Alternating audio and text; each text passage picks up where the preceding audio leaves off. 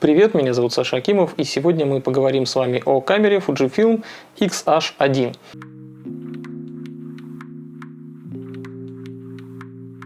Ну и почему же я назвал этот видеоролик вот так? Первая попытка сделать нормальную камеру. Что, остальные камеры у Fujifilm до X-H1 не были нормальными, и в нулевые были прекрасные камеры на основе Никонов сделанные. Я имею в виду именно современные беззеркалки Fujifilm. И понятно, что камеры, в общем, вполне себе окей до этого были, которые они выпускали, они все неплохо снимали, нет каких-то у меня претензий к качеству картинки, ну разве что там где-нибудь баланс белого иногда подобсирался, а так, ну, действительно, хорошие, достойные камеры. Я же называю ролик так. Имею в виду скорее то, что Fujifilm слишком резво после того, как у них произошел успех X100, они сразу же создали X-Mount. Первая камера у них вышла X-Pro 1, которая, в общем-то, частично многими узлами повторяла X100. И они действительно слишком уж резво насели на вот этот ретро-дизайн, который у них выстрелил.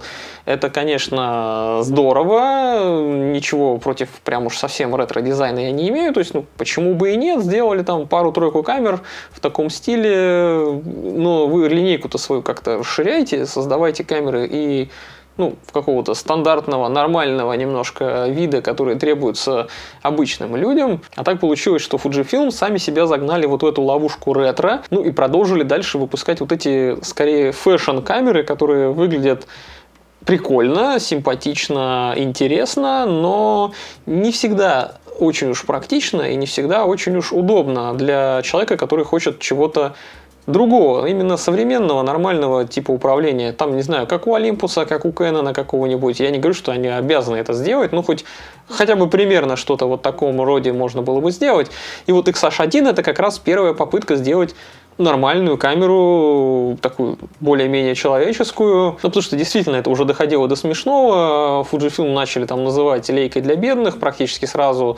И, как-то слишком иронично воспринималась сама эта компания, делают какие-то закосы под старые камеры, это не очень серьезно и выглядело, в общем-то. Все эти колесики, это, конечно, здорово, вот тебе там колесо для экспокоррекции, вот тебе колесо там для ISO, для выдержки и всякое такое. Это действительно, конечно же, выглядит красиво, я с этим не спорю. Внешние данные у камер Fujifilm, если на них не пытаться снимать, вполне себе окей. Для любителей ретро это вообще замечательно, то есть они будут чувствовать себя как рыба в воде, потому что вот недавно ты снимал на какой-нибудь доисторический пленочный фотоаппарат, у которого примерно так же крутилки расположены были, такой берешь Fujifilm и кайфуешь, замечательно. Также наверняка это по кайфу каким-нибудь модникам и хипстерам, опять же, да, почему я говорю фэшн-камеры, потому что, зачастую Fujifilm люди покупали, особенно X100 серию, для того, чтобы просто использовать ее скорее как модный аксессуар, не для того, чтобы делать на нее какие-то серьезные снимки. Я же считаю, что гораздо лучше, когда у тебя на корпусе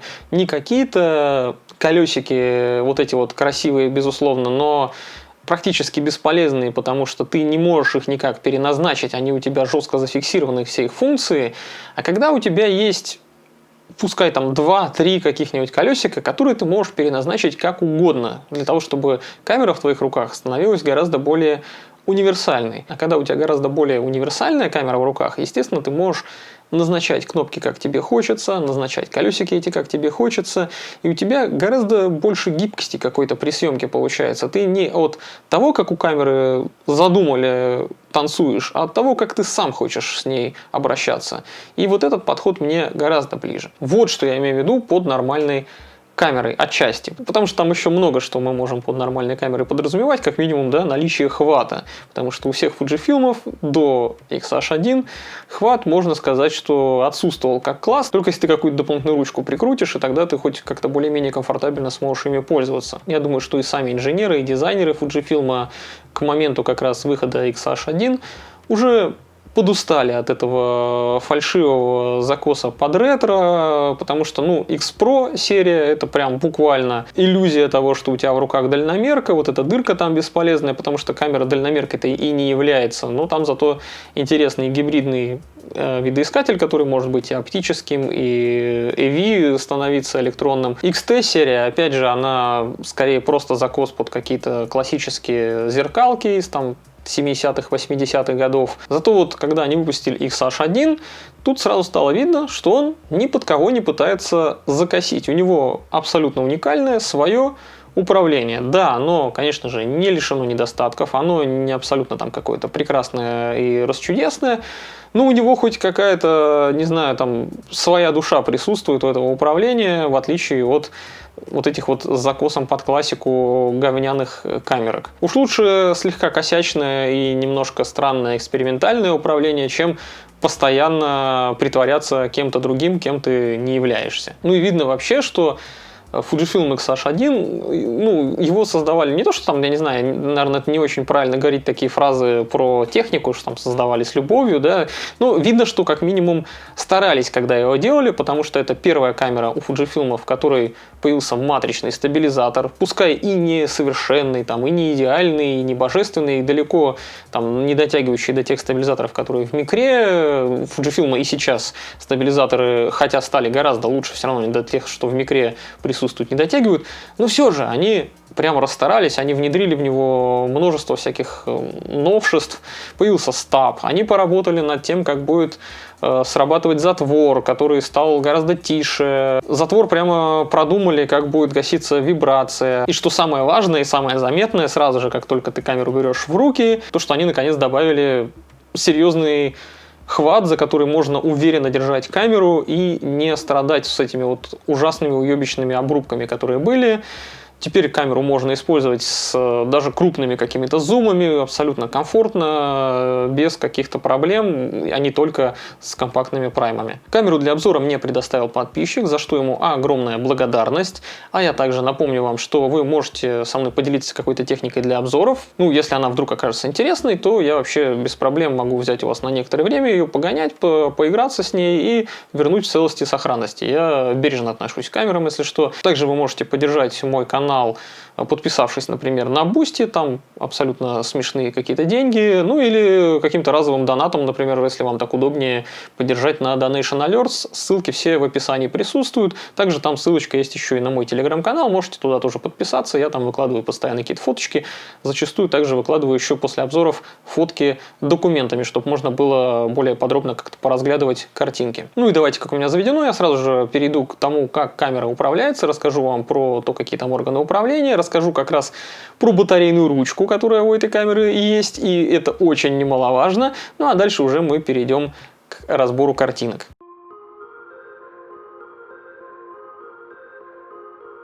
Ну что ж, начнем с того, что XH1 это первый кроп Fujifilm с нормальным хватом. Как они вот заебали меня со своими убогими огрызками в XT серии до этого, я просто плевался, когда в руки такие камеры брал.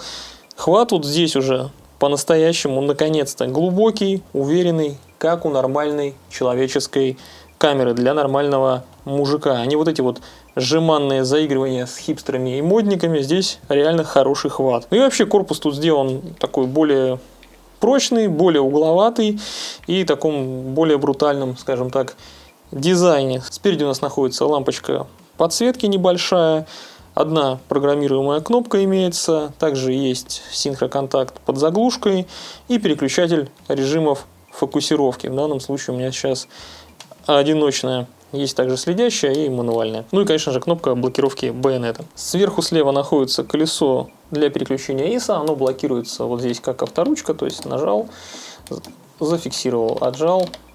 Ну а под ним находится колечко, которое отвечает за всяческие способы протяжки, какие тут есть, в том числе и брейкинг, и также еще оно позволяет переключить камеру в видеорежим. То есть тут, в принципе, очень много всего на него повешено, но и панорама тут, в общем, удобно, нормально. Оно достаточно тугое, случайно не сбивается также. Справа колечко, отвечающее за выдержки, оно точно так же блокируется и разблокируется, как и то есть все отлично здесь устроено. Ну а снизу под ним вот это вот колечко, также переключающееся вот здесь, да, спереди рычажком, достаточно удобно, отвечает за, собственно, экспозамер, выбор типа экспозамера, что очень хорошо. Ну а там, где раньше было колесико экспокоррекции на углу, да, получается, у предыдущих камер. Теперь ЖК-экран со съемочной информацией. И говорят, что он якобы на основе электронных чернил, что, конечно же, пиздеж, ибо он работает все время, даже когда камера выключена, но саморазряд небольшой присутствует, и если вытащить батарейку,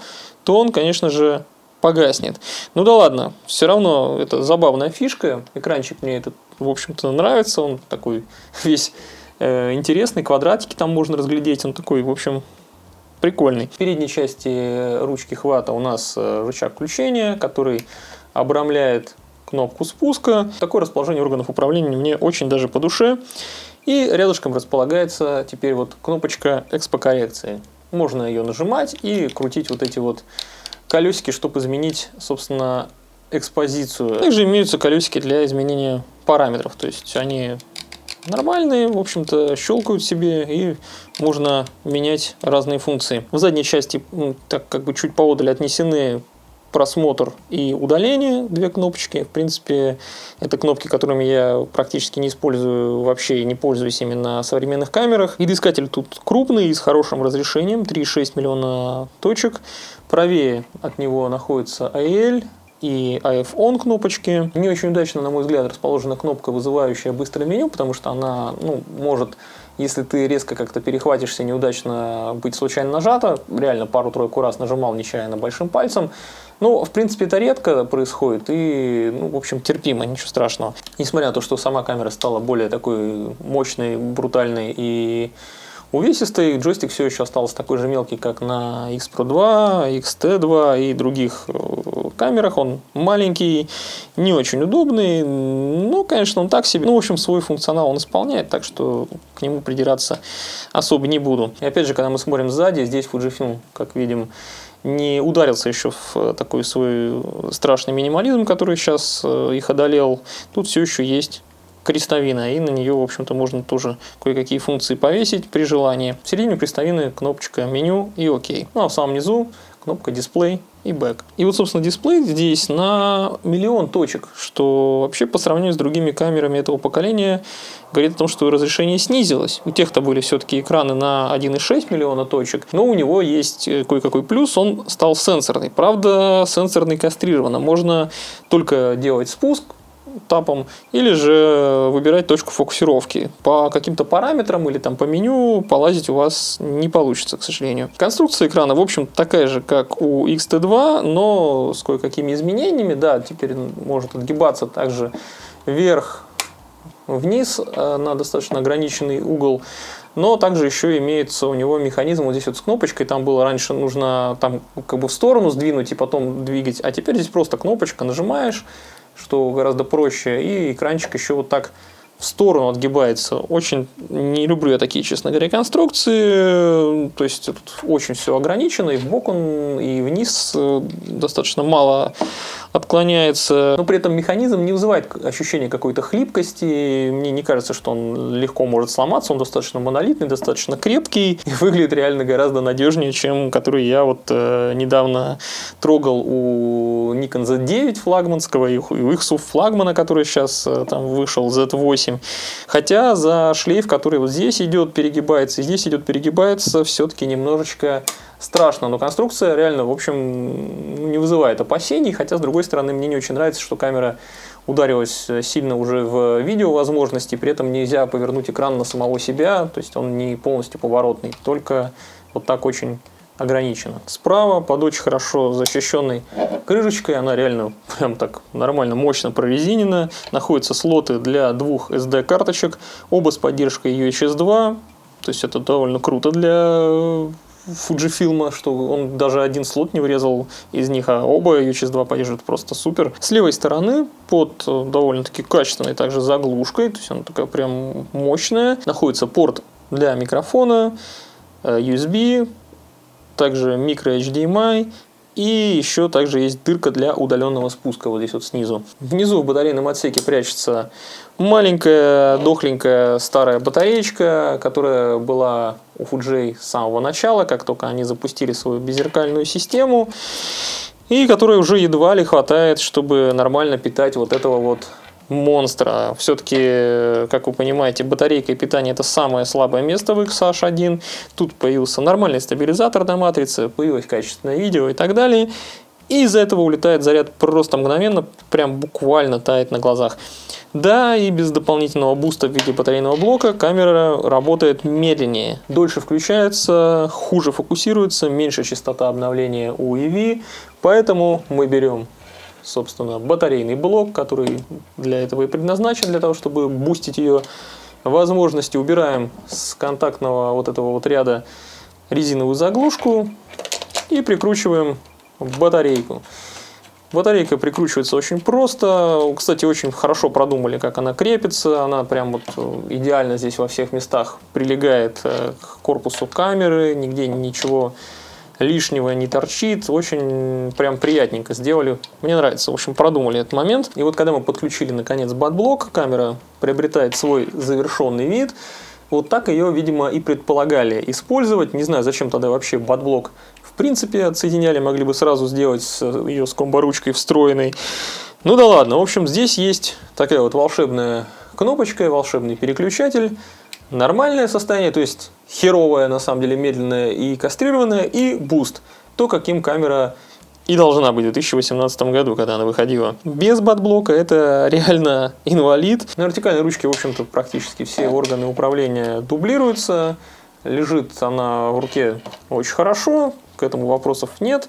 Также добавляется здесь не один аккумулятор, а в батарейном блоке сразу два аккумулятора на таких вот салазках находятся. Вот здесь сбоку вставляется... Ой, я преждевременно закрыл.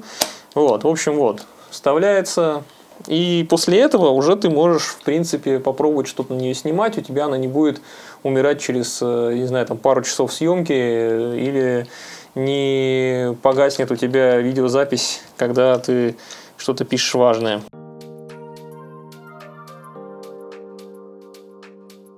Разрешение у матрицы XH1 24 мегапикселя. Это вполне себе стандартное, солидное, нормальное разрешение для APS-C сенсоров. Ну и только недавно, там, в каком году? В 2019 Canon создал матрицы на 32 мегапикселя с кропом 1.6. Ну и сами Fuji сейчас вот в последних своих самых новых камерах устанавливают уже матрицу на 40 мегапикселов. Честно говоря, я не знаю нахера и вообще зачем, потому что, ну, во-первых, там уже дифракционный предел гораздо раньше наступает, то есть ты не можешь на сильно прикрытой диафрагме снимать, у тебя начинает мыло появляться, также это способствует появлению смазов. Ну, благо на всех камерах, на которых Fujifilm ставит 40 мегапиксельную матрицу, там хотя бы есть матричный стаб. Ну, короче, мое мнение такое, что 40 мегапикселов на кропе нахер не сдалось. Вот 24 мегапикселя, 26, самое то, это прекрасная золотая середина, где ты не страдаешь от дифракции, где у тебя прекрасный также динамический диапазон, и с шумами тоже, в общем-то, все в порядке. Сенсор в XH1 идентичен тому, что устанавливался в X Pro 2, в XT2, в XT20, в XE3, X100F. Дофига, конечно, камер, в которых устанавливался этот сенсор, но он приблизительно соответствует тому же 24-мегапиксельному сенсору, который в те годы вставляла Sony в свои камеры. В общем, это тоже ни для кого не секрет, что производитель Sony. Конечно же, перед матрицей здесь не установлен сглаживающий фильтр, за счет чего резкость достаточно высокая. Ну, а цветные фильтры здесь не стандартные какие-то байеровские, а, опять же, да, по фирменной технологии X-Trans Fujifilm. И вот как раз на 24-мегапиксельных матрицах они наконец-то смогли победить полностью муар, потому что получить его, ну, на этих матрицах уже практически нереально. Я, по крайней мере, ни разу не смог его словить ни в какой ситуации, чтобы я не фотографировал. Ну, это я говорю к тому, что вообще-то они грозились победить муар с помощью X-Trans еще на старых 16-мегапиксельных матрицах, хотя, как я уже неоднократно показывал в обзорах, там муар присутствует. Еще какой, очень даже заметный и ощутимый. А здесь же действительно я муара не получал. Ну, может быть, как-то если изгалиться, то, наверное, можно все-таки, да, добиться, чтобы у тебя муар появился. Но в большинстве ситуаций, 99% случаев, у меня картинка абсолютно от этих дефектов чиста.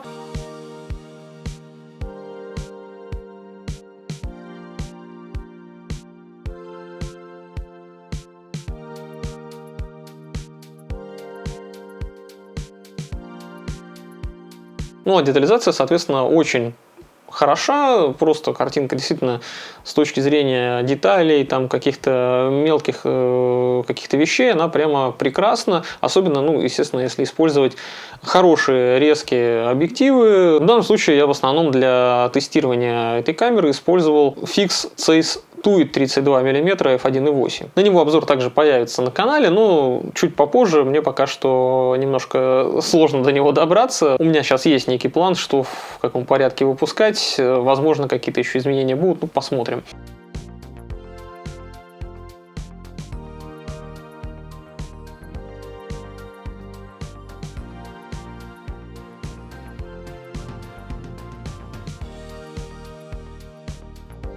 Динамический диапазон у камеры очень достойный, даже если не включать вот этот искусственный там расширитель динамического диапазона. У них там есть такая фишка в меню у Fuji, ну, если вы не знаете, там DR 200%, там 300, миллион там процентов. Но это все фигня, если честно. Это рабочая схема, но просто у тебя тогда повышается ISO, с которого у тебя стартует камера, и это не всегда удобно, особенно из-за того, что ты, допустим, в яркий солнечный день будешь вынужден уже снимать на каких-то вообще выдержках, там, при которых тебе придется включить не механический затвор, а электронный, а это не всегда бы хотелось опять же делать. Короче говоря, я это стараюсь не включать, чтобы была некая частота эксперимента. То есть я могу четко сказать, что на базовых ISO 200, стопов 13 здесь точно присутствует динамического диапазона, и цвета, и тени хорошо тянутся, в них довольно много информации. Ну, конечно же, в каких-то особо сложных сценах всегда лучше немножечко недоэкспонировать, чтобы потом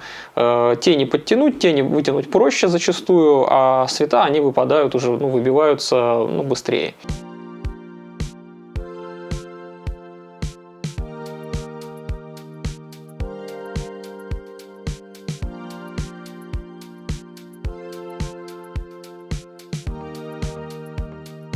На высоких ISO тут тоже все в порядке. Ну, традиционно для подобных матриц до 1600 ISO абсолютно все нормально, можно вообще не переживать. Хотя на самом деле шум уже заметен на ISO 800. Это, в общем, не выглядит какой-то трагедией. Есть какой-то мелкий разрозненный шум, ни в коем случае не цветной, то есть, ну, какой-то такой яркостный, немножко заметный. Он картинку прямо сильно не портит, детали не съедает. Короче, можно совершенно спокойно снимать до 1600 ISO, а дальше уже у тебя это будет зависеть от примизны ручек, наверное, и от твоих возможностей осветить сцену. Если ты все правильно проэкспонировал, у тебя ISO там, допустим, 3200 или даже 6400, то картинка вполне может выглядеть сносно. Но вот если ты потом будешь на постобработке все же что-то вытягивать, то да, начнет, ну, детали начнут исчезать, и, конечно же, цвета очень так ощутимо поплывут. Ну и в очередной раз напомню, что шум на камерах с матрицей X-Trans, он просто... Его столько же, ровно столько же, сколько и на других камерах с подобной матрицей, где, допустим, байеровский фильтр. Но здесь он просто менее регулярный, этот шум. Он количественно его столько же, но он просто не собирается в такие же равномерные какие-то сегменты, и поэтому выглядит не так уродливо, не так по-цифровому. Чуть-чуть посимпатичнее выглядит шум, но не могу сказать, что его прям сильно меньше. Короче говоря, его примерно столько же, сколько у конкурентов там от Sony или Pentax с такой же матрицей. Но есть, конечно, матрица еще на 24 мегапикселя у Canon, их своя родная, но она, понятное дело, слабее и по шумам, и по динамическому диапазону, то есть ей вообще с этими матрицами не сравнится.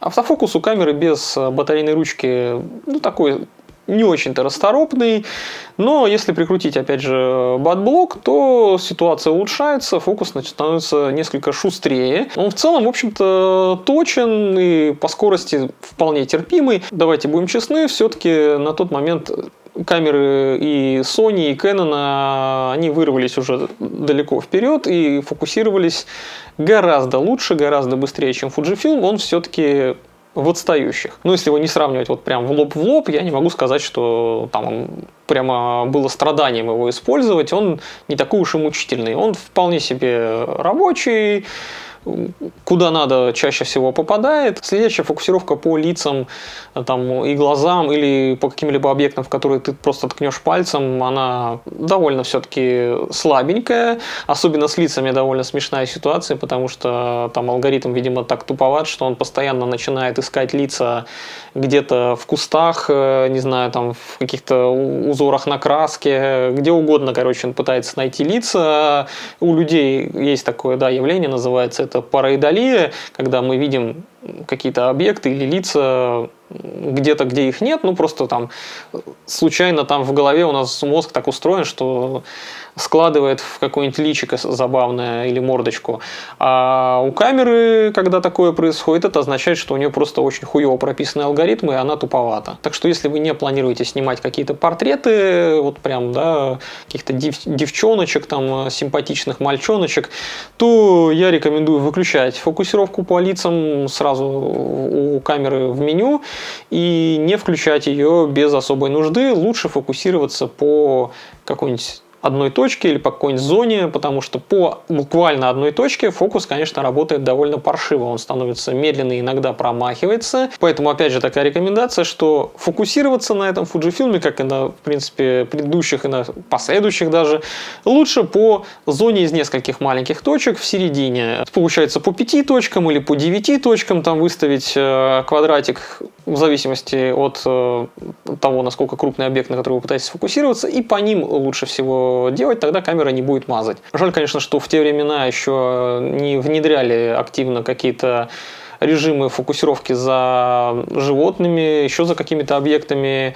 То есть, ну, не были настолько сильно камеры обучены, но, тем не менее, я смог поснимать котиков на районе, и чаще всего автофокус у меня вполне себе бодренько попадал.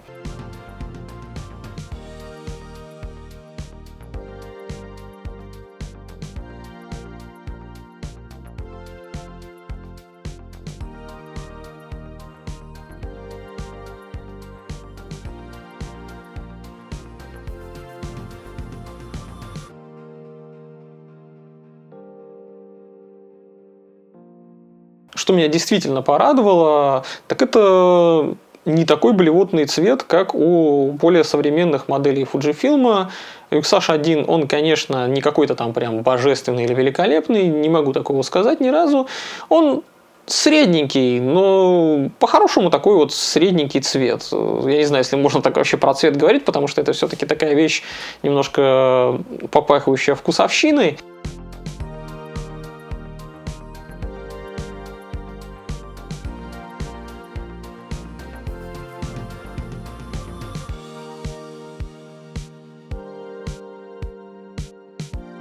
С этим цветом можно вполне работать. Я до этого довольно активно пользовался камерой X Pro 2, у которой примерно все то же самое железо, так что я, опять же, приблизительно представлял, с чем я буду иметь дело, и был готов к тому, что цвет не идеален, но он и не ужасен. И напомню, что я сейчас говорю про цвет, который выдает у меня автоматика. Я все-таки для теста смотрю, какой цвет будет прямо сразу из камеры, то есть в автоматическом балансе белого. Я его ручками там сам не настраивал, ну, потому что вообще-то нужна какая-то, да, наглядность. И я сделал сравнение с некоторыми камерами Canon и Nikon разных лет, и я не могу сказать, что на фоне других каких-то кропов у Fujifilm здесь прям сильно хуже цвет. Он, ну, немножко похуже, немножко такой своеобразный, но вполне нормальный.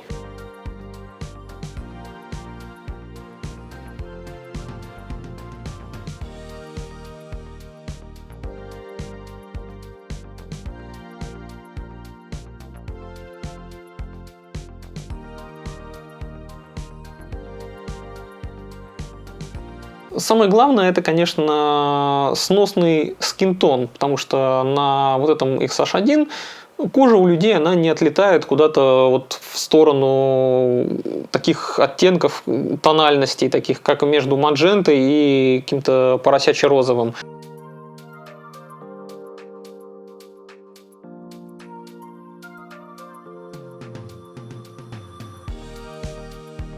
Скинтон вполне себе человеческий получается. И, что немаловажно, я уже ранее говорил про это, но сейчас как раз это немножко в тему, потому что здесь как раз я людей на улице снимал. Над затвором действительно очень хорошо поработали, он очень тихо срабатывает, мне очень понравился его звук, точнее его практически полное отсутствие. Ну, его вообще, если в абсолютной тишине какой-то снимать, слышно, он такой, едва такой заметный щелчок издает. Но очень-очень приглушенный, очень-очень тихий, нежный такой звук. Прям очень хорошо, мне нравится такой звук. Но в городской какой-то суете, где шум машин, где люди что-то там орут и другой какой-то еще звуковой мусор, этот вот звук затвора вообще полностью теряется, и никто его ни в жизни не услышит. Стабилизатор у камеры я никак особо не тестировал, ну, потому что, во-первых, для этого пришлось бы реально создать какие-то условия, в которых можно его оттестировать. Ну, просто на слово мне поверьте, что, по моим ощущениям, стабилизатор здесь несколько хуже, чем у Олимпусов тех же лет. Не то, что несколько хуже, он там в разы хуже, но это не значит, что он прям совершенно бесполезный какой-то, и это ненужная какая-то хрень, которую чисто по приколу туда внедрили. Нет, конечно же, неспроста сейчас стабилизаторы на матрице стали вообще стандартом для всех производителей. Это вещь очень полезная, можно сказать, богоугодная. Ну, потому что, во-первых, при видеозаписи у тебя стабилизатор на матрице позволяет гораздо более плавную картинку заиметь, без каких-то постоянных дерганий и рысканий. Ну, во-вторых, он позволяет тебе относительно безболезненно удлинять выдержку так, чтобы у тебя не случилось смаза, и при этом ты мог не поднимать ISO, что позволяет, опять же, сделать тебе картинку конечную чище от шумов. И камера, в общем-то, для тех лет, когда она вышла, она хорошая, хоть и, конечно же, сыроватая. В ней уже заложено много вещей, которые в дальнейшем Fujifilm будут развивать и которые в дальнейшем получат какой-то вот за счет этой камеры эволюционный толчок. Так что это еще и важная с какой-то, ну, такой летописной исторической точки зрения камера, потому что она показала, что Fujifilm они могут делать не только фэшн-камеры какие-то для хипстеров, но и могут действительно создать, их инженеры, серьезную вещь, с которой можно работать, ну, хоть как-то серьезно. XH1 она дала начало новой флагманской серии. Ну, на сегодня у нас текущий вот полноценный флагман у Fujifilm это XH2 и XH2S, у которого матрица на 26 мегапикселов слоеная. То есть это прям вот самые топовые из топовых у Fujifilm камер. Ну, я имею в виду APS-C, конечно, формат, потому что они сейчас еще и средний формат стали делать. Но опять же, и на средний формат эта камера тоже повлияла, потому что много разных решений, которые в ней применялись, в дальнейшем применились уже и в более крупноформатных камерах. Нормальный хват, экранчик вот этот вот немножко дурацкий, конечно, но тем не менее он может быть кому-то полезен. Ну и на мой взгляд, кстати говоря, также XH1 породила и очень хорошую серию сейчас вот этих середнячков XS10, XS20. Они во многом просто упрощенные XH какие-то варианты. Ну и я надеюсь, что в дальнейшем, конечно же, Fujifilm станет уменьшать количество вот этих вот симпатичных камер для модников, которые, ну, просто симпатичные, но не практичные, потому что они на самом деле довольно много вот этих вот расплодили говнокамер. И, скорее всего, так и, наверное, и будет, потому что распыляться довольно затруднительно сейчас. Рыночек не то чтобы прямо там как-то безумно расширяется. И разумнее, наверное, было бы оставить X-Pro серию, как раз вот для людей, у которых не хватает денег на лейку, но хочется почувствовать себя красавчиком, попользоваться каким-то, ну, такой вот псевдодальномерочкой. Ну и XT серия, конечно же, останется, потому что многие люди любят в классическом стиле такие, ну, псевдозеркальные камеры. Ну вот для тех, кому нужна скорость и удобство, как раз таки существует та же XH2S. Ну а я надеюсь, что вам было интересно узнать мое мнение про этот фотоаппарат. Подписывайтесь, чтобы не пропустить новые видео на канале.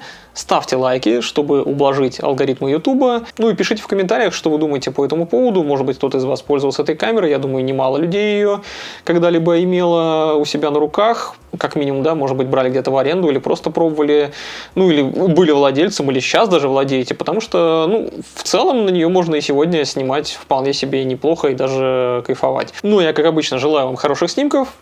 Пока!